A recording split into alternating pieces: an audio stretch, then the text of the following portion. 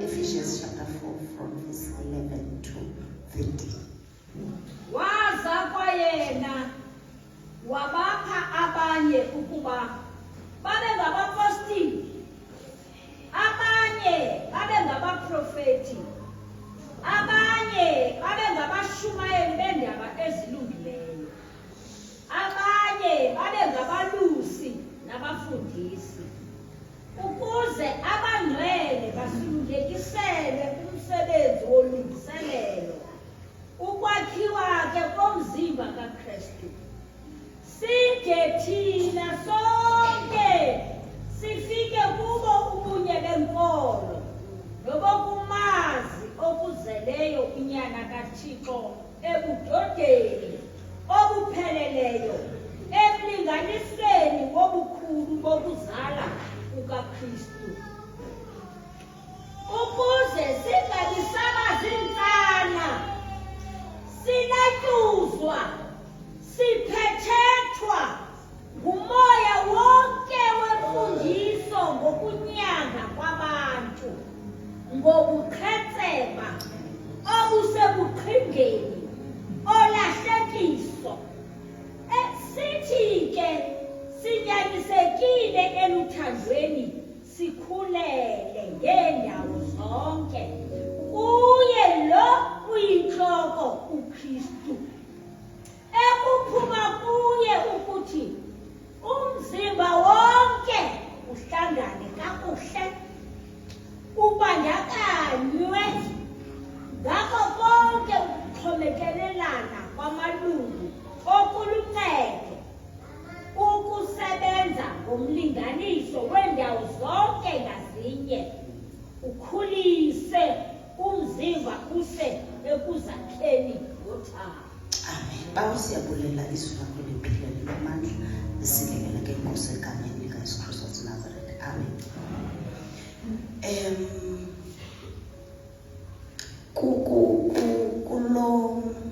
Kule ndawo uPaulus abhale ngayo apha, ucacisela abazalwane umsebenzi webandla nababantu balezipho or graces kuthiwa zi-fivefold ministers, ba umsebenzi wabo kwakha ibandla, kukwakha abangcwele, kukwakha umzimba kaKristu, so that nje mabesakha nje ithi kwenye i-version, they are there to nurture, that is ukukhulisa nokuxhobisa abangcwele, ukwenzela into yokubana abangcwele ibe ngabo abenza umsebenzi.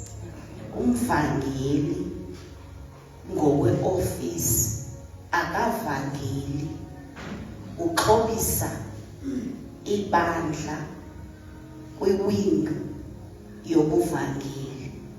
Umzekelo, andinanjongo zakushumayela ndibangxisisa uncokola, uba kushumayelekile ke niyazi uba yinto yakho. Umzekelo, xa kusithiwa ukwi-open air, kukho abantu abathanda ukwenza i-open air, umsebenzi womvangeli as a fivefold minister kukuxhobisa aba bayovangela, futhi abe khona abamonitarishe, abuye abalungise phana pha, including abahlabeleli be-open air. Ubaqala esinxibeni, engekayi imessage yabo, baqala esinxibeni. Athi uyabona ke xa usiya ezilalini, umsebenzi we-fivefold minister lo, xa usiya makotuqeku ezilalini usithi ufuna uyomisa intente, awuvele ufike emhlabeni womuntu ungene, khangela inkosi yalapho uba ikweliphi icala, thethe nenkosi. And xa usiya pha noba edolophini uyakwazi ukushumayela unxibe nakanjani. Ezilalini you start the environment. baqale bakubona ubahloniphile i-environment yabo nezinto abazihloniphayo ukuba kubo ipinifa into abayihloniphayo ngena ngayo awukashumayeli usawina abantu ngenkangeleko basaginya wena bengekaginyi le nto uyizisileyo so naxa uya kwi-open air ke ngoku mhlawumbi edolophini yaseMthatha okanye yaseTotoni sithi ke ngoku yabona ke bakubobhuti bam yabona le bhlukhwe yakho ijinit inantsikileyo iqinileyo ibambileyo uzungayinxibi kule gemefa uthetha nabo ngothando awubagxeki uza nabo kakuhle ubajongana ingxaki yileyo babantu ngokwakhiwa kwabo abangobantu bamamela kakhulu bajonga kakhulu bengekamameli so wakhe then uyofika kumessage yabo even ne-duration ixesha olithathayo open air okanye kwasezilalini yabona ke thina ke odade ubhiyozo sike sibe sezintente zasezilalini u7 kusesemini hayi kusasa ungakuba nexhala ezilalini ncima u7 usebusuku hayi ezilalini sesemini ngo7 usahlabelelisa bazawufika phaa andazi bayenza into kana bafika phaa xa kurhatshela ezilalini but kwezinye indawo uyabona ukuze ubeka intente emyezo yabona umyezo le okokuqala nevolume yengxolo yakho ne-type yomusic uzowujonga uba uzovangela kanje funeka sivangelile ke kodwa napha zama ukuthi ke but funeka siyistandishile uba sisifundiswa ngumvangeli and umvangeli akananto ithi umvangeli angomntu unelizolurhiqa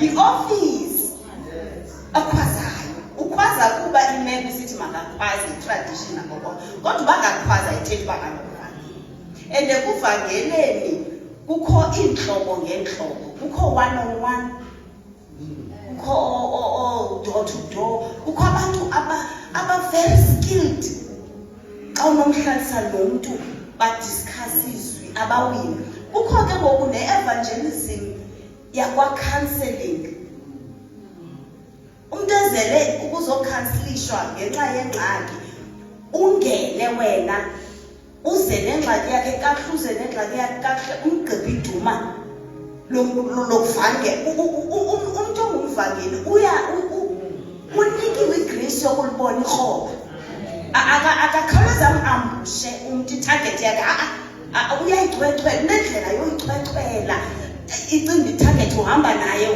kanti hayi uzojikela phambili so ndenza nje umzekelo ngumvangeli so i-fivefold ministers ayingobantu ncakasana beqonga qha iqonga yindawo apho sivelela wonke kodwa kahle kahle ngabantu bokuhlala nabantu phansi eklasini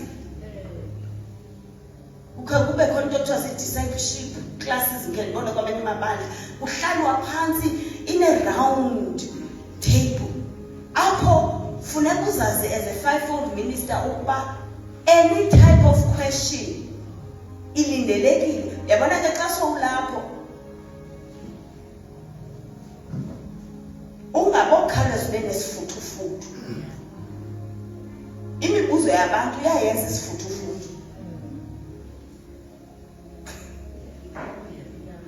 imibuzo enemitshato phakathi nokunantsika nokunganantsiki kwibhayibhile ithini ngokunganantsiki ikhona into susuba nesifuthufutu Paul especially kule age yama-2K isanabo kakuhle and studisha ithi ibhayibhile study to show yourself approved studisha uze nabo kakuhle suzana laa nto ithi thina sasingenzi kanje nina xa usakho umntu yabona kule age yethu ababethu abantwana uthi sowusithi sasingenzile ukuhamba ayikho kule nto ayizuncedisa mandize naye kahle ngokuza ukuza why mami akasabuzi naye isiXhosa why mami so funeka uze naye kakuhle understandise ukuba sesisenza kanje nje kuthe ukhilizwe Uyayibona ne ikuncedisa ke ngoku nawe uba ukwazi uba ube umuntu ohlala ezweni. Now njengoba kusithwa apha ku-equipwa i-saints, xa uyi-saint ke ngoku uzihamba zontlanu eziklasi. Xa umvangeli ebiza iklasi ukhona, xa umprofethi ebiza iklasi ukhona, xa umfundisi okanye umalusi ukhona. Why? Ngoba in whatever ministry or gift oyinikezweyo nguThixo uzofumanisa into yokubana ii-gifts ziyasebenzisana. Uyakwazi uba ungengomprofethi kodwa i-gift of prophecy or spirit of prophecy xa sikhona kuwe ukwazi into yokubana kule ndawo uyovangela kuyo ukuqala usezele, udisene, unikwe nguThixo by a prophetic inspiration ukuba kule ndawo uya kuyo which spirits. Because xa uyovangela okanye uyobeka intente awuyi uqale uye ungekayi, uhamba ngomoya. And kwezinye indawo noba sowuyile physically uqala uyokwenza i-walkabout ungekayimisi intente, uyahamba nje ezitratweni zapha umamela umoya ngelo xesha uba uthi kwenzekana abantu balapha babanjwe yintoni. Ngelo xesha umoya ongcwele ukusebenzela into yoba namavesi akho nomthandazo wakho kaloku eyona nto siyifunayo ngu-shoot to kill. Ithagethe kufuneka siyibulele sibuye nasifuna igqweleka sifuna yabona le nto yokwenza intente kubusithi wanelisa into yokuthixo ekunika into yoba mawuyokwenza intente wenzela uthixo ukuba ndisusisazela. Ufika ku-level where you partner with God. Awususisazela, instead nguwe one-burden ufuna ubabona besindiswa futhi ugqiba kwakho ubashumayeza ubanikele kumalusi omaziyo uba uzobahlalisa phantsi awubashiyi nje kukusithi hayi okusalayo mna ndiyi. Hey, sikhe sayifundile ethi okwakho wena ukushumayela okunye kuzokwenziwa ngumoya ongcwele. Ayikabi rongo naleyo, but sukwenza ndi-emphasize le nto uthi sukwenza uphela sonwabe ne yenza kangangoko. Xa wesithi uYesu mabagcwalise imiphanda, I'm sure laa miphanda yayimikhulu kwakudla emandleni kubo. Uyayibona ukugalela amanzi, wesi ufuna iwayini wena ugalela amanzi, uthutha amanzi ongayaziyo, but bona bayenze eyabo iphathi satisfactorily. uYesu ke ngokwenze yakhe. So when we are saying fumaneka kuzo zonke iziklasi senzela into yokubana okokuqala kungenzeka into kwisipho sakho awukasazi. Abendlini bangapha abazaziyo izipho zabo sendirhala nje by show of hands. Hayi akusunguza abangcwele basesindlini.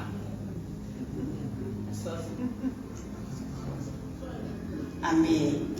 Abendlini bangapha abazaziyo izipho zabo more than one. Okay, ngoba xa ulikholwa ubaptiziwe okay maqale nda ningalinaxhani ningaphakamisanga ba ngoba niqinisekile uba apha phakathi kusekhona i-debate ethi khane ndiyasazi andiqinisekanga. Uyayibona la ungenzeka uyasazi into na uyonqena uyayibona ni, but ke as we continue I pray that the Lord isikhilele sonke. Amen.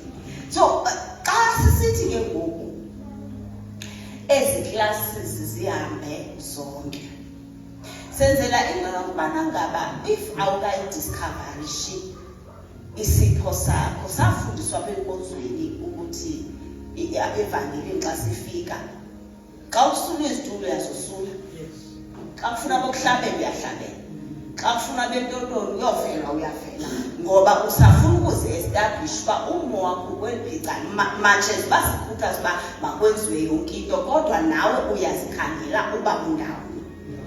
Now xa sele isipho sakho usifumene uthi u1 Corinthians chapter 12 cela sifunde khona.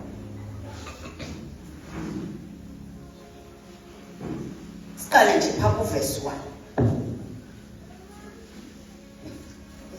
Isixhobo zobunye ezifo ezizazomoya ke ngesipho esisezomoya bazalwane andithandi ukuba ningazi.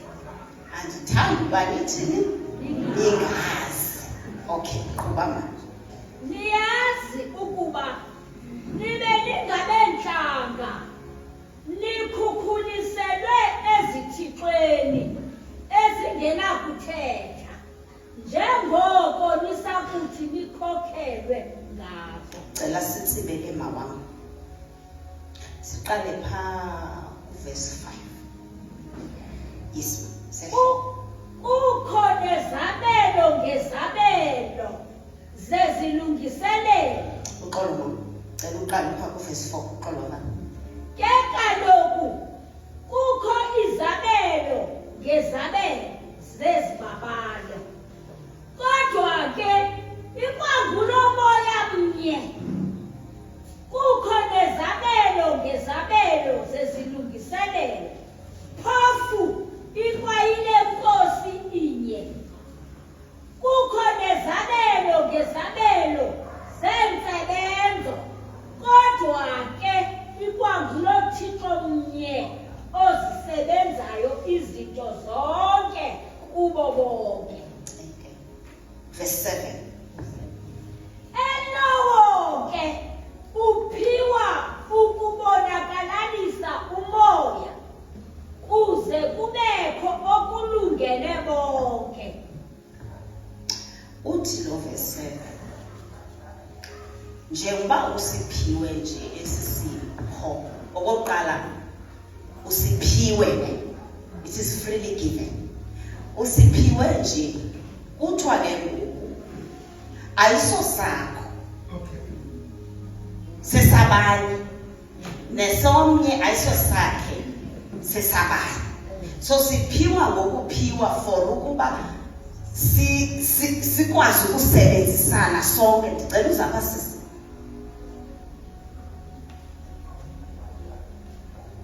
Uyambona usisi ubani athi uyambona uAthini njengoba uAthini ndimbizile uAthini uze imilenze yakhe kwazi ingalo kwaza wena nhloko wena sisu wena nto uze wonke akakwazi uAthini xa ebizwa ingalo zithi hayi namntana sisi ndiyonqena zishiyeke ngemva imilenze icaba izawuhamba yodwa uza wonke. Now xa efika apho athi ndisithi phakamisa isandla sakho athi noba sesiphi akuphakami mzimba wonke uphakama isandla sodwa. Uba ndithi makame ngomlenze omnye uzoma umlenze wodwa. Na umzimba njengoba la Ephesians 4 ebesitsho nalapha usitsho uthi lo mzimba awukwazi uba lilihlo wonke ngoba ziyafuneka inyama ziyafuneka ingalo ziyafuneka zonke. Awukwazi into kubana lo mzimba ungasebenzisani. Xa ndimbiza athini uyafuneka umzimba wonke usebenzisane. Kuqale indlebe yathumela umyalezo enhloko yathi siyabizwa whether isisu siyathanda okanye asithandi wonke umuntu yeza. Now uKristu xa esenza umzekelo apho uPaul ngoba thina silibandla singumzimba kaKristu uthetha lento le coordination. And uba kukho iphathi engasebenziyo apha kuathi seyinegama se-Holy Grant yaxhosa ngaloo mzekelo kodwa akuthiwa indawo ethile nje kuphela kuthiwa uAthini unokukhubazeka. Akutshiwo nje uba hayi indawo ethile hayi kuthiwa yena and igrant iholwa nguye wonke ngenxa yelungu elinye elingasebenziyo. So once there is a body part that is not functioning in the body of Christ, the whole body gets a new name, is affected. So uba uAthini isisu siyatontoya asifuni ukumthuma endlini encinci. Trust me, one day uzofuneka eye esibhedlele. Umzimba wakhe ngexesha kungathi ayinakekanga le part. And umzimba wonke xa usiya kulaa ndlu awuyolelwanga kodwa kufuneka uyile kuyasetyenziswana. Yile nto xa kusikwa umntu akukho mntu ufana uyonwaba, ngoba laa mntu lowa apha emzimbeni ikhona ifunction ayidlala esiyidingayo. So xa sele sikiwe ngumsebenzi wethu sonke ukuyomkhangela simlande, whether we know igift yakhe or asiyazi. Akakho umntu okhona in the house of God by chance. uThixo akalandi mntu for uba eqonda izitulo zalapha i-Full Gospel zininzi. Uthanda ushota phaa ngeva masike sibalande kwenzela ukuba kukhe kugcwale. uThixo xa elanda umntu akamlandeli uhlelo or denomination, umlandela umzimba. And le nto ayilandayo uyayazi uba izofika ithi ginci ndawoni. And ubususiwe ucikicane awukho omnye okhulayo, kuyanyanzeleka uba ucikicane simgade, ngoba uba akekho asizukwazi uba sibe nayo into ezomreplace. Members of the body of Christ, they are not replaceable.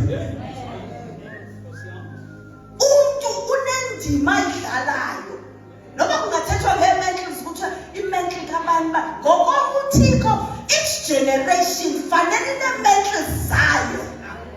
Akumelanga i-generation inxibe i-mental yomnye, ngoba lowa bekufanele indima yakhe uyidlale i-mental yakhe yaguga, so that engena i-generation inikwe ingubo yayo elingene laa generation. So xa efika emzimbeni enikezwe isipho se-word of knowledge, akumelanga onesinye isipho angayi-understandi le just because ungenaso. Ayithethi into yokubana if usenza wrong, keva ikhona le nto bathi hayi ngokomo ungahlala phantsi umzuzwana ngaphindipesi. Ukhona le nto uba ngokomo kumane kusithiwa xa kuthi umntu une-gift of prophecy or uyi-prophet kuthi hayi ngokomo bengamelanga ukuthi wenza kanje. Ngokomo uba umntu wenza wrong kumele aphinde abizwe, angagxekwa, alungiswe ukuba nantsi indlela yokuba, and akazulungiswa ngumntu who is not in the office. Yabona ingalo wazizimazi yabona ngezinyawo, yalibona elibatha ngathi lizasibhidisa elibatha.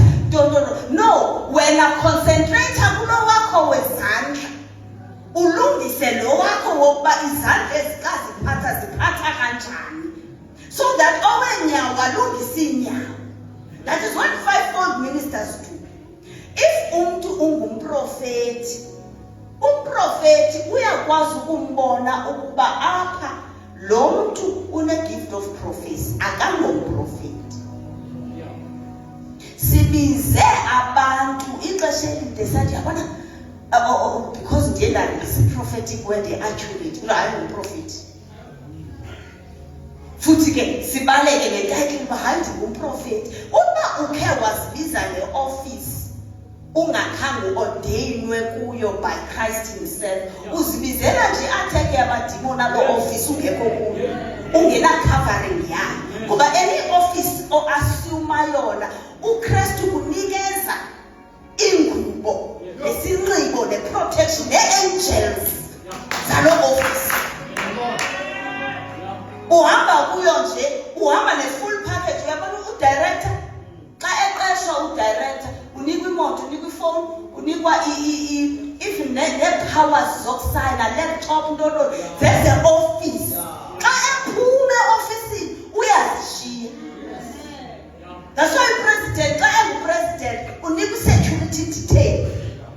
Xa ezongena apha akaqale kungene yena, kuqale kungene igenge liswiphayo izotshekishwa kobhombo iphume. Uba nguwe nje phaka akho muntu ukuswiphelana ngoba i-office yakho wena ke uzongena kuloo ndawo ube ibhombi khona asimaqhushi ngoba kaloku awuyiyi president kanti ukuyiyo bekuqala kukhona i-detail ehamba phambi kwakho iyokusezela kanti is it safe na for you? So once uzibize nge-office ongeyiyo uyazi-expose ngoba le office itargetiwe mamela. Every office njengine-security yayo vele ne-enemy ihleli kukho abantu abayitargetileyo. So once uvaka ntoba i-president yeza kanti nguwe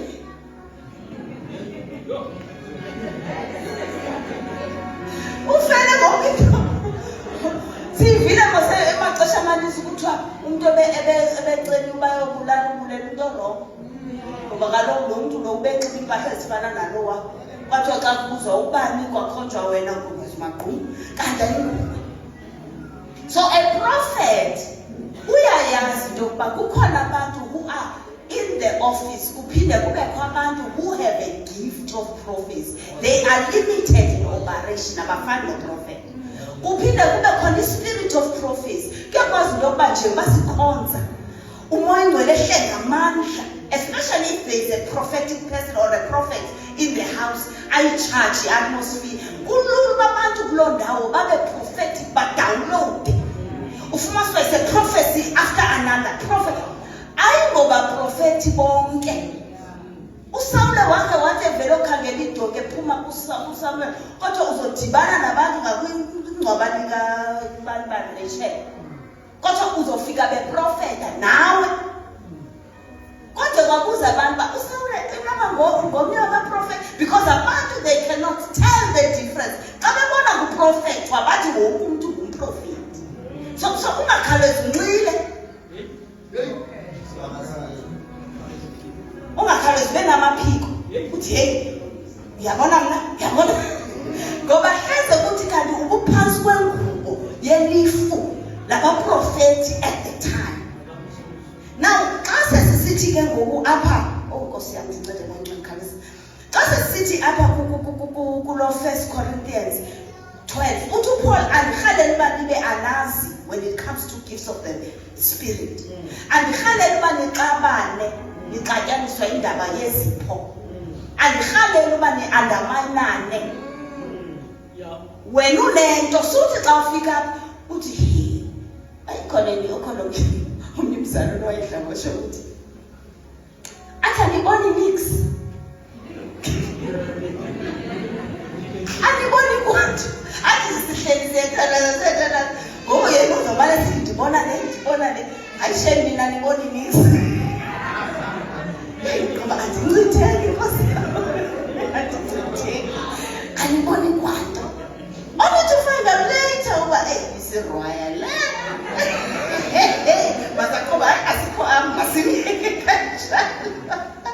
Senza ukuthi kuyenzeka uba xa unento ukhawuleza ucimba aba bantu bangenanto abanamoya abakho serious ngoba sinayo into ecima izipho ezi usinikwe ukuthandaze kakhulu ufasting phuma ku-40 days ungene ku-21 phume ku-21 so wena isipho wasinikwa by virtue. Kanti uyakwazi umuntu into yokuba athi egqiba ofike enkonzweni elikholweni. Yebazalwane niyazi bakho abantu abangasindiswanga babona ngaphezu kwenu abone umuntu futhi uba ngacinga wake wasindiswa nini nalo muntu ubona and ezinto azibonayo zi-accurate and akaziboniswa ngumtyholo. Andithethi ngaba bantu be-kingdom of darkness engoku thetha nje kodadewethu phandle avuke nje sithi hey ngikuphuphile wena wasikugulela uzakuxelela kanti uyabona wena unansikile uba kanje hayi uyaphosisa lo uyisho phambi kwabazali ndizama ukuthi there are people who are gifted. Abanye bathi befika ensindisweni baquqa kumfundisi baquqa ku-leadership ndibone le ndabona le and ubabona ezi zinto uThixo ababonisa zona abanye bathathu basiwe ezulwini. Some of them it is not because they have prayed kakhulu. Yigrace uThixo abathuleleyo. Ayithi loo nto suthandaza. Ukhona abazinikwa by being sharpened in the spirit. Ngoba kuyenzeka ukuba uThixo abone into yokubana wena you are too hungry. Ezinye izinto akutyhileyo ayithi ungumprofethi. Sidlule.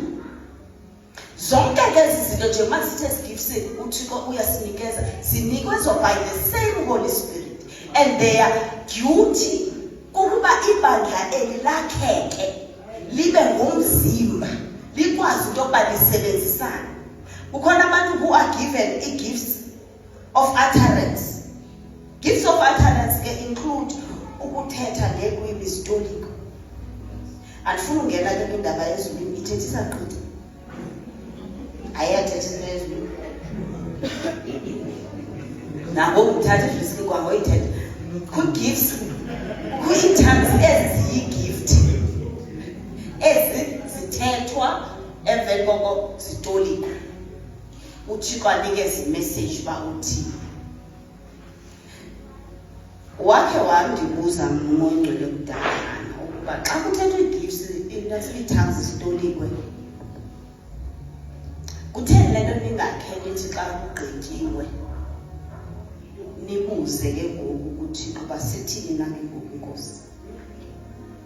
Uthi ixesha elininzi if sekuthethwa i-tongues zatolikwa after nivele niqhubeke kuna ne-program. Uthena message iyithandayo yile yomshumayeli xa enehamba nithi uThixo uthethi ngaphezu kwale ye-gifts ye-tongues and interpretation. Uthi you are supposed to interact and engage God ngoba ulapha.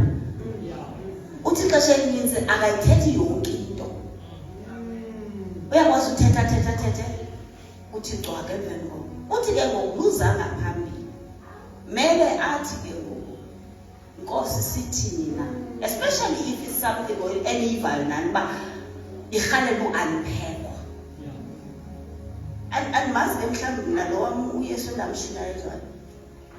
Ndamshinayezwa mina lo Yesu ngokuba ukwazi uku-interact naye. So uthi ke ngoku bekumele nikwazi into yokuba nikwazi uku-engage noma engaphambili. Bathixo sithini ke aqhubeke we-tongues aqhubeke we-interpretation. Okwesibili uthi kumelwe ukubana ezi prophecies eziriliswayo including the tongues and interpretation mele ibandla linescribe. Mele ziyabhalwa ziyarekhodwa because neBhayibhile ukuze ibe sinayo kubhaliwe izinto neziprofeto lezi-attarishwe. As this local church, yes, zigcinwe da. As this local church kumele sinencwadi yeziprofeto since yafawundwa. Ngoba fanele simane siphinde siye encwadini siyochekishwa sesindawoni. Xa wayethe uThixo kuzokwenzeka izimangalo wayetsho nini ngo-1959 ngubani ngoku sezingaphi? You measure ukwenza kaThixo against his word so that nibuyele kuba athi kunoba ikhona into erongo. Ezi zinto owuzithethile asikaziboni but icry kaThixo i-program i-program imnandi ngoba iyasinikeza i-guideline yoba masithini kodwa i-problem yayo ibuye ingabi nayo i-flexibility yokuba ke ngoku Thixo sikhe si-engage uThixo si-engage uThixo uba yabona Thixo ubani uyagula and ubani kudala egula uneminyaka okusafika ubani engaboni. Sithe silibandla le New Testament okubani wayethethela from these conditions abantu phela Thixo akekho umuntu ibandla abangcwele ngokomo umzimba uyanaqa uba anathi athini xa efika pha eklinikini unesi elotshekisha iswekile uprikwa apha kulom ngenali kanyana encinci amprese unesi kuphuma igazi emveni koba ephume igazi kuthathwa into ene-alcohol encinci isule kuthiwe isule abambelela. It takes less than 30 seconds uba athi abe uhlukene lela gazi. Why? Ngoba umzimba is trained and equipped for uba once kube kwimbobo engafanelanga ibe khona already kukho amajoni akhawulezayo ayovala pha ukuba le into ayoyalapha kufanelanga eli gazi lihamba kule line linyuke liyofika enhliziyweni liphampo lithi i-order iyaziwa. Once there's something wrong kube kumnyango ovulekileyo kuthiwa ayazazi amajoni ayogada kulaa mnyango afika vale kuthi kuphela 30 seconds alisaphumi igazi. Why? Ngoba umzimba uyazakha wona uinafu umzimba unento yonke yokuziphilisa. Ngoba xa unefiva awumelanga uya kwagqirha. Umzimba unazo izinto zokuyikhaba ifiva as a foreign body.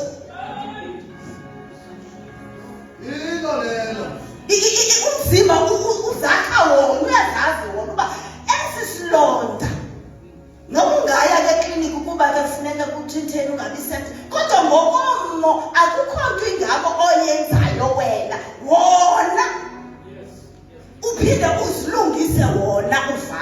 Yingakho ungahlala nayo akumelanga uba xa kukwi-local church kukho umntu ongaphilanga sihambe siyofuna ispeaker esine-gift of healings.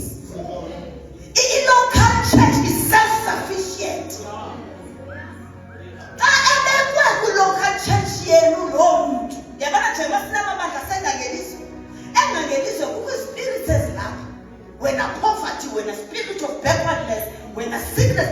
Ibandla, the body of Christ, elisengangelizwe wena full gospel, wena assembly, wena linamandla linako konke kulo for uku-adressa izinto zalapha. Alibekwanga ngempazamo. Instead, ibandla lilo elibekwa kule ndawo kukho ezi zinto. In fact, ezi zinto ziziswa because kukho ibandla. Ngoba ngokommo xana kukho umntu one-gift of healings engekho eXhorha, umntu ogulayo uThixo mbeke engangelizwe ngoba already engangelizwe i-gift of healings zikhona engangelizwe azikho eXhorha. So when God places a local church, anything that you see kulo area nikuyo ivunyelwe nguThixo ngenxa yesipho that is already there. The demand is placed kuni ngoba uThixo ayidimandi into ongayinikanga. So le nto ninayo, le nto niyibonayo akumelanga nonwabe xa nihleli nabo.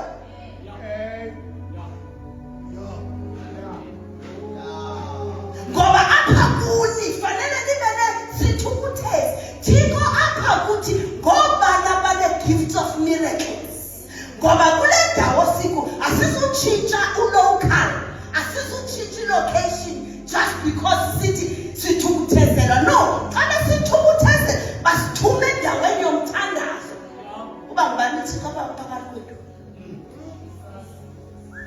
And awuthandazeli wena Thixo nika mna. Hayi, uyabuza ngubani. So that noma ngubani, noma kana sikhundla, noma kana gama, uba umno wenkosi welathile niyomlanda. Sithemba kusikiwe niyombiza nithi jonga siyaphela. Hlukana nezinto zakho ngoba siyakudinga. Buyi silinde wena apha. Abantwana bethu babanjwe zii-drugs. Umntu one-gift of deliverance kuwe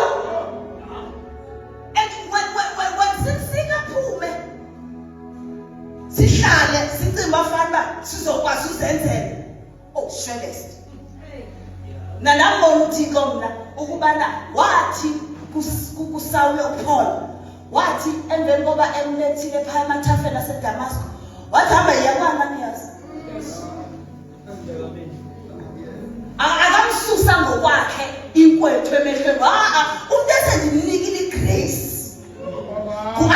So le nto ifuna kum andinayo sendiyikhuphile ikuAnanias. Yingakho bendisithi ngalamini ukuvana kubalulekile ngoba there are things that mna andikwazi uzenzela.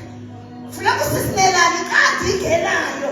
uThixo noba ndingamsulisela unelani ndithini ikuye. Ngoba ndiyosithoba kuye. Andizithobi kuye, ndizithobe gracini. Yeah. Ewe intombazana kodwa igrace. Ewe akakhulelanga phecaweni kodwa igrace. Ingakho uThixo unika ngokuthanda kwakhe.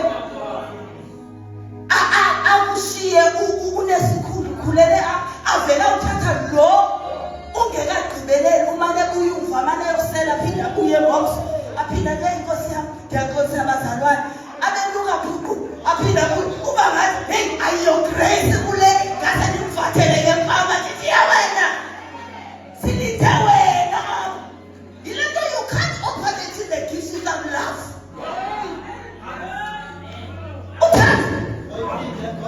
You can't operate in the gifts of the Spirit without love. You can't operate successfully in the gift and with satisfaction of the Holy Spirit without love.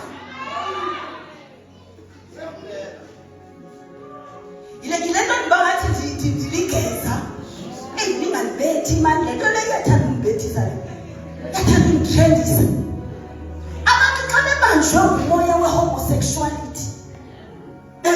Uthixo adithi mina xa besebezinikele kuwo basabantu uyambona apha enbuza kuwe uzoconfess manje ndinengxaki ndiyamthanda uThixo qha kumane kubekho umthetho engawazi indaba yokurekhoda imfaka engxakini oko uyambiza ubasumlile futhisa Jesu lilo wakho ngoba aba ebanjwe ngulomoya omnye ebanjwe ngomnye imimoya yimimoya yonke mayizemlilweni akungabikho moya ongakwaziyo uba siwutrite akungabikho moya beyond the power of God here ngoba once kube khona lo mimoya i-challenge ibanga to rise ukuba once bahlale comfortably noma ngamagusha noma ngubani kurayiswe ibanga uba ithi iBhayibhile Ephesians 3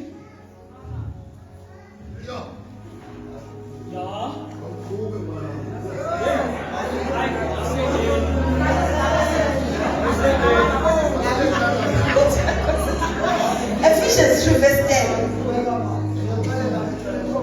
Oh, Nina bazawutsho.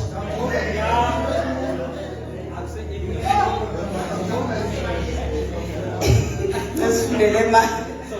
Ukuze ngoku ozilawuli nomagunya abakwazi semazulwini iindawo babaziswe ngalo ibandla. Ubulumko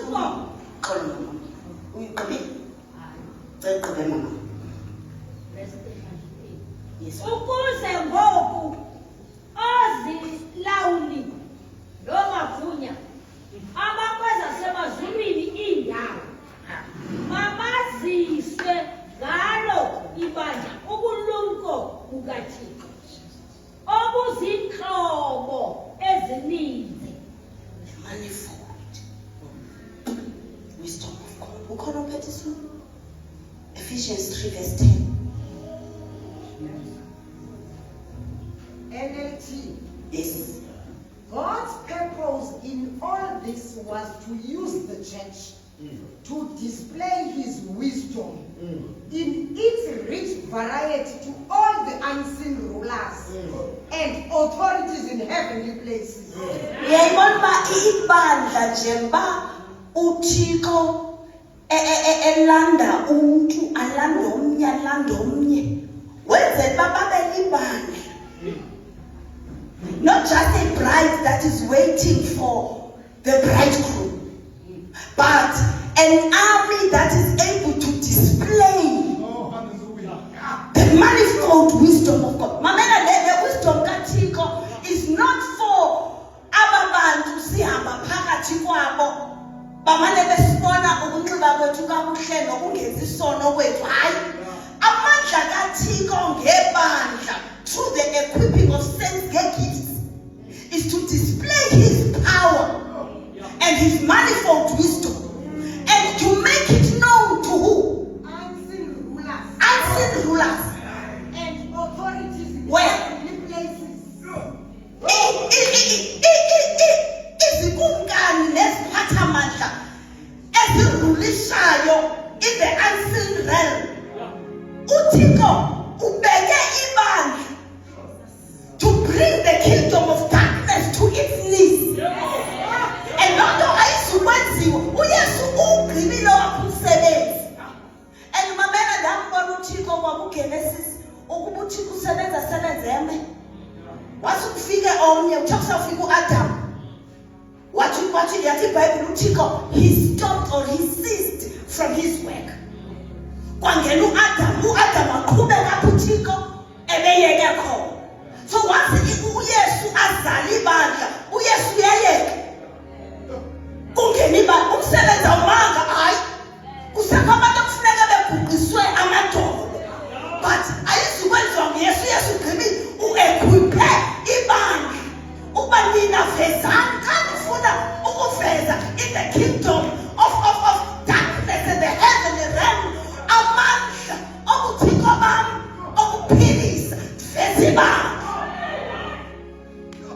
Ikilanto inyalase bukhulwini bamandla ewanikwe uThixo onezipho zokuphilisa ehamba nomfakeli.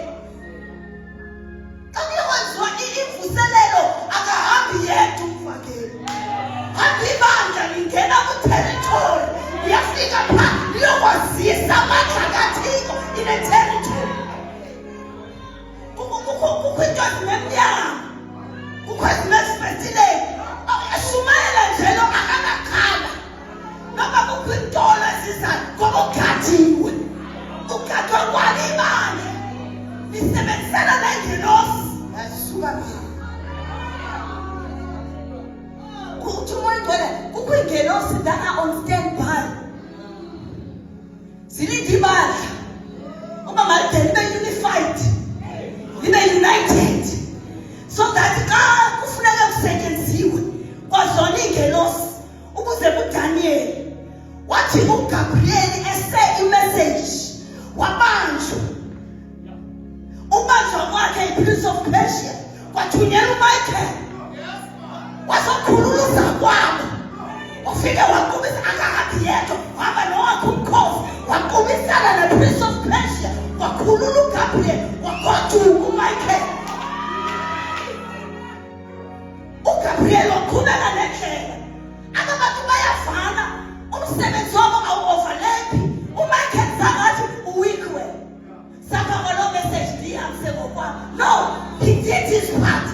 Wathi uzakwethu akazubanjwa ndikhona. Ndimo in charge. Xa efika phaa wamkhulula. Ibandla lisebenza kanjani? Wathi kuthiwe ubani uyagula siyamazi umuntu esohamba naye. Naye akahambi yedwa kukho intercessors ezimkhandileyo so that angathathi iglory yakuThixo ngoba xa sisebenzisana ngezipho siyanikezelana ukwenzela xa kubanjwa yokuthi gqi xa i-enemy ihlazela lokuthi gqi umkhambathi kanamaya khothishana uthando ngothando.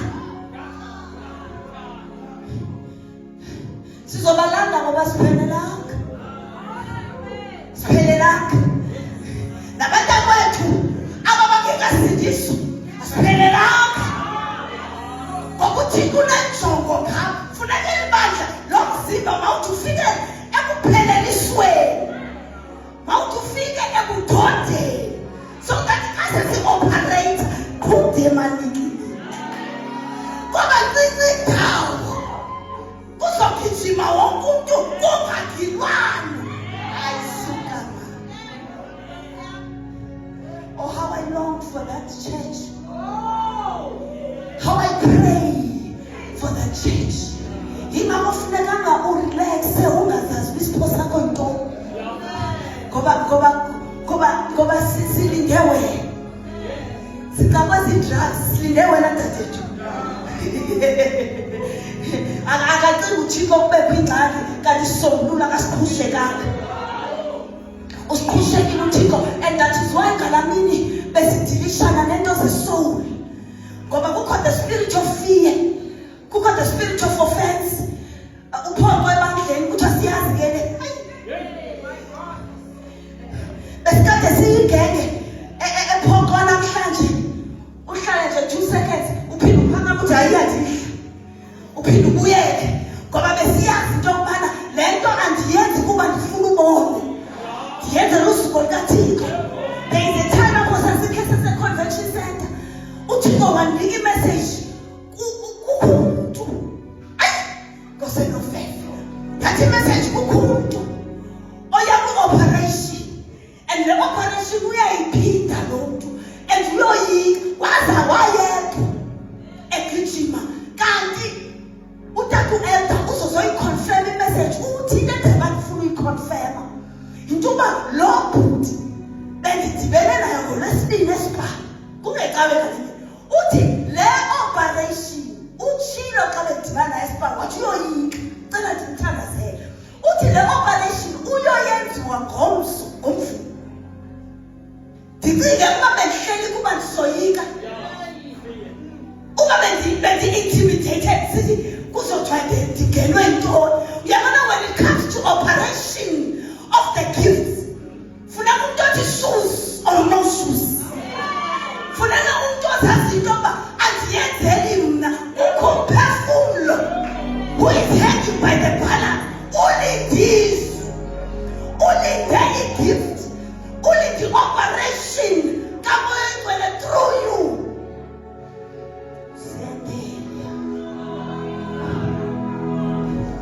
Baninzi abafileyo banele futhi. Belinde mina. Banele bagcwele ba. Baninzi ababelwe i-destiny zabo kuba nisoyika uyobaxelela iphupha olinikiweyo. Baninzi and sizophendula ngayo yonke into uThixo akukhileleyo. uThixo is not an entertaining God. Akakuniki iphupha kube kuthiklish. Akakuniki isipho kuba efuna ukuveza amandla. There are realms that are not seen. Mamelani, kwezi realms that are not seen kukho abantu abathinjiweyo.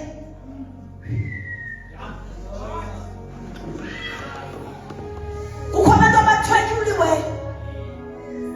Balindile the gifts of the Spirit to operate fully ebandleni. Balinde abantu abangoyikiyo. Silibandla vele oyike bahayi amadimoni uthanda ubheka pha. Kanti elikaKristu ibandla linenduma ngaphambili. Ulindwe thina by i-principalities uba zirelease imiphefumlo. Zekatoli yamande kashika. Banela basebephanjiwe. Funeka ibandla lithi arise. Xa wena iprofesi ingafikanga ngawe ufike ngomnye word of knowledge bakukho into enje uyithatha ngokungathi bifikele kuwo nigijime nayo. Akumelanga uba sinamaqembu ngamaqembu athandazayo omnye bekumele as a whole body singabathandazi. Xa kuthiwa Monday iyathandaza akwenziwa mhlanga.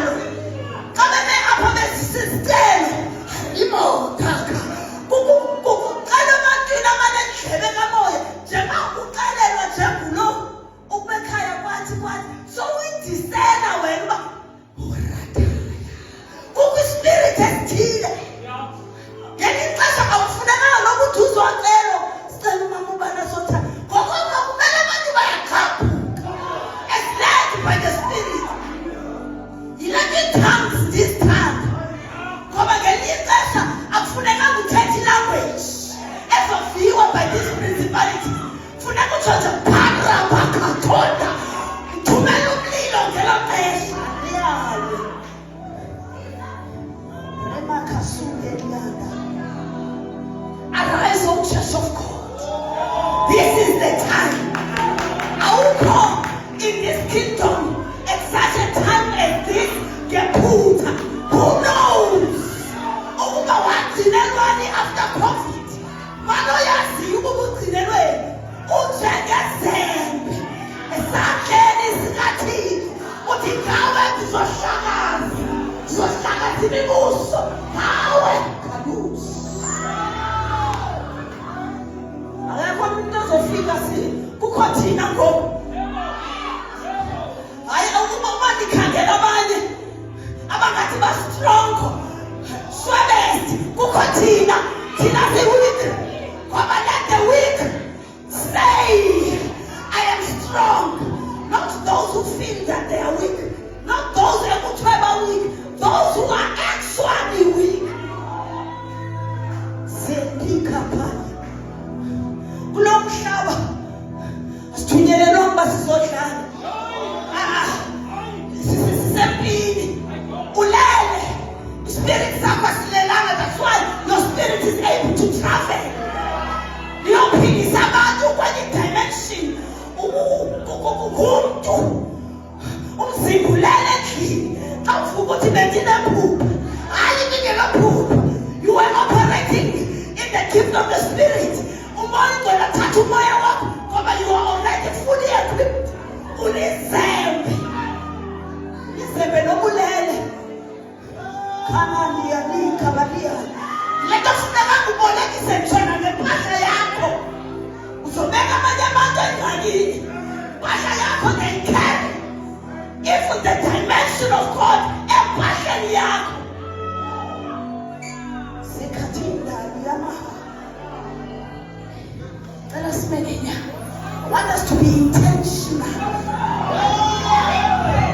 Vuka wena ubuso ulele, wena ubuso utyhafile, press on. Kohlantini elinamandla ulindiwe uthixo ukwingelo zesilida wena ngoba kaloku zona zikwazi uopareyitha without the license yomntu. Xa sisize enkonzweni sizoshumayela andihambi ndodwa ndithi masambeni bafethu emahangeni ngoba I cannot do this alone. Bakhona abantu endibanikiweyo abanye bayatshintshwa. The more I ascend levels ndinikwa abanye khona Yesu haramande katabaso ngegama likaYesu I decree and I declare ngegama likaYesu ngamandla aphezu kwempilo yam to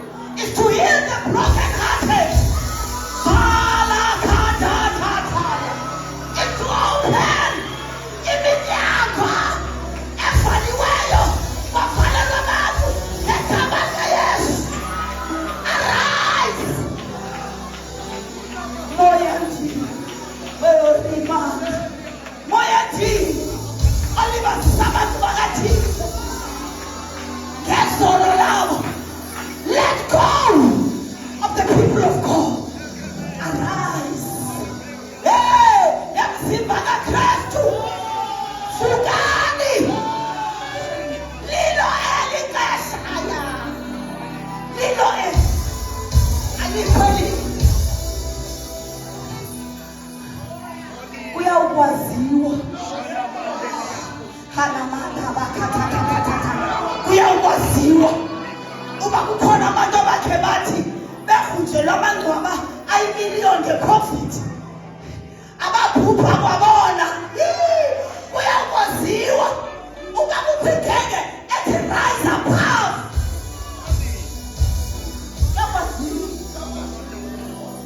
Kuyakwaziwa khona abantu abatyhala ngesifuba. Kuyakwaziwa bakho igenge nenkani ethi nothi xa udadethu esepha athandi kuyeka ungatisikelelanga. Kuyakwaziwa nothini uyakwazi uba kukhona abantu abanjengentombi enethombo legazi ethi ngokungafanelanga biphakathi kwabantu abathubelezayo. Kuyakwaziwa uba xa befuna amandla bayathubeleza. Kuyakwaziwa kwakho inkosikazi eyakhe yathi ufuna impiliso fana umntwana wakhe onamadimo wathi uyesu hayi akulunganga kwisonka zabantwana sinikwe izinja. Yathi laa nkosikazi andifuni isonka, andifuni isonka eziqatyiweyo zabekwa kakuhle sosi, andifuni isonka, andifuni ndifama, ndifuna futhuluka, ndifuna nanyiwayo le ngekho sesosi le ichayelwayo yiyo edaneleyo. Sebenzana ngefuthuluka halaya cela sithanda semfundisweni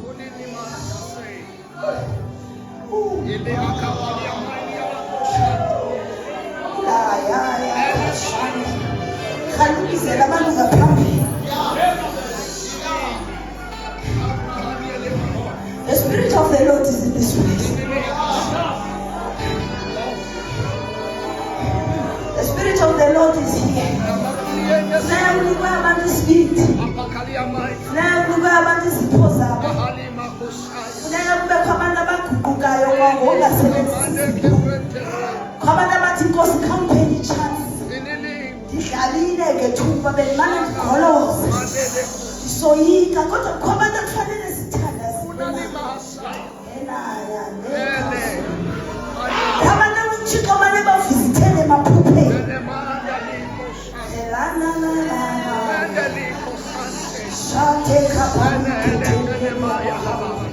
Kwabantu abanye balindwe yi-upgrade kwabakhempile kule level bebekuyo. Sukwaneliseka yinto uThixo ayenze ngawo izolo. There are greater dimensions that are waiting.